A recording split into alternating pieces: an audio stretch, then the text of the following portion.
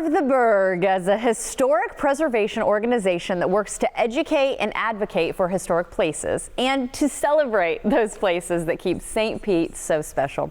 Executive Director Monica Kyle joins us today to chat about the organization and a pretty fabulous event too that you can learn more from. But welcome to the show, Monica. How are you? Thanks for having me. I'm doing great. How about you? I'm great. Anytime we can talk about preserving, and I love how you say, celebrating, recognizing all of those wonderful things. And St. Pete definitely comes to mind when you're looking at the Bay Area of areas you want to preserve, right? It does. There's so many. St. Pete is such a unique place because we were largely developed in the 1920s. So we have these great Mediterranean revival structures still standing in our downtown, and they make it really an attractive place to go and visit and walk around and enjoy. And of course, Preserve the Burg has quite the track record, I must add. You've done some pretty amazing things, right? We do. We've been around for about 40 years. It was originally called St. Petersburg Preservation, but we had a hand in saving the Vinoy, the 600 block of Central Avenue, the historic Jenny Hall Pool, and neighborhoods like Roser Park and Driftwood that really make the community special and a place that people want to be. And one of the ways that people like to be in a community is to be able to appreciate it and its walkability, which is, I know, one of the things that at least stands out for me when I go to downtown St. Petersburg is how we can walk from place to place to place. And that's important to people and important to this organization, right? It is. It ties in a lot with our idea that you have to be a unique city in order to be desirable to people that want to visit or move here.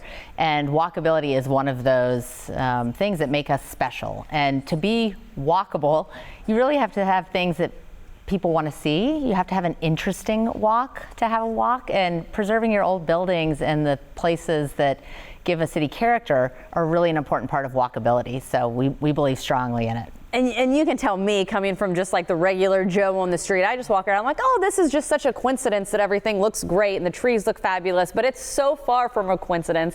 There's actually a science to this. Yes. And there's even an individual that is coming to the area to talk about how important this is and how we all can play a part, right? Exactly. There's a really famous urban planner named Jeff Speck, who's kind of world renowned.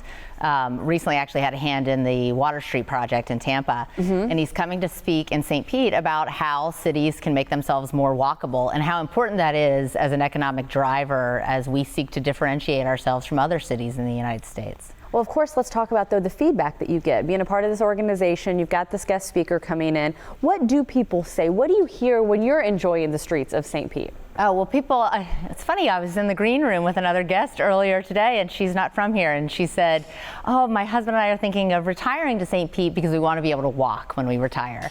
And that's the kind of thing that we hear over and over. And St. Pete is lucky in that it was developed really before World War II, so it was really developed with people in mind rather than cars in mind. And so many of our cities in Florida have been developed with cars in mind, and they've lost the focus on people. And we feel that, and there's a social isolation,